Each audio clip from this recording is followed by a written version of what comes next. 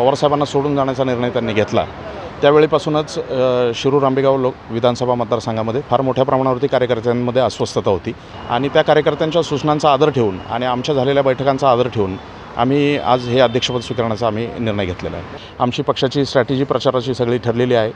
तरुणाई आज आमच्यासोबत आहेत। महिला मतदारांमध्ये प्रचंड विश्वासाचं वातावरण आमच्या लोकसभा उमेदवाराच्या बाबतीत आहे। पवार साहेबांना तुम्ही पाठिंबा दिलेला आहे, कशा पद्धतीने आता शिरूर लोकसभा मतदारसंघामध्ये तुमचं काम असणार? साहेब, आम्ही पाठिंबा देण्यात की पवारसाहेबांना पाठिंबा देण्यात की आम्ही मोठे नाही। पवारसाहेबांच्या पक्षाचं तालुका पातळीवरचं अध्यक्षपद हे माझ्यासारख्या सर्वसामान्य कार्यकर्त्याला दिलं आहे, त्याचा निश्चितच माझ्यासारख्या कार्यकर्त्याला आनंद आहे आणि पवारसाहेबांच्या विचारसरणीवरती चालून आता लोकसभेच्या निवडणुकांमध्ये आणि इथून पुढे सुद्धा राष्ट्रवादी काँग्रेस पक्ष, शरद पवार ह्या पक्षाचं काम आम्ही जीव तोडून करत राहू। वळसे पाटील यांचे निकटवर्तीय म्हणून तुम्हाला ओळखलं जात आहे, तर कशा पद्धतीने त्यांच्याशी काही चर्चा तुमची झालेली होती का, किंवा आता जे विरोधी उमेदवार आहेत त्यांच्या विरोधात कसा तुम्ही? नाही, ही वस्तुस्थिती आहे। नामदार दिलीप वळसे पाटील साहेबांच्या सोबत आम्ही गेली 20 वर्ष काम केलेलं आहे, परंतु ज्या वेळेला पवारसाहेबांना सोडून जाण्याचा निर्णय त्यांनी घेतला त्यावेळीपासूनच शिरूर आंबेगाव विधानसभा मतदारसंघामध्ये फार मोठ्या प्रमाणावरती कार्यकर्त्यांमध्ये अस्वस्थता होती आणि त्या अस्वस्थतेचाच उद्रेक म्हणून आज मोठ्या प्रमाणावरती कार्यकर्ते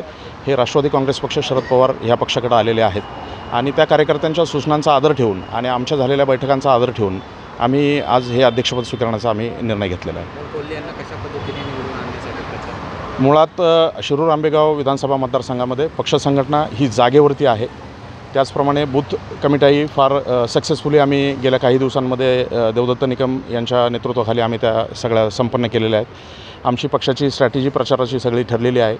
तरुणाई आज आमच्यासोबत आहेत। महिला मतदारांमध्ये प्रचंड विश्वासाचं वातावरण आमच्या लोकसभा उमेदवाराच्या बाबतीत आहे आणि सगळ्यात महत्त्वाची गोष्ट म्हणजे खासदार डॉक्टर अमोल कोल्हे यांनी ज्या पद्धतीने लोकसभेमध्ये आपल्या कामाचा ठसा उमटवला आहे ते पाहता ह्या लोकसभेच्या निवडणुकीमध्ये आमच्या प्रचाराच्या सोबतच खासदार मोठ्या मताधिक्यांनी निवडून येतील याबद्दल आमच्या मनात शंका नाही।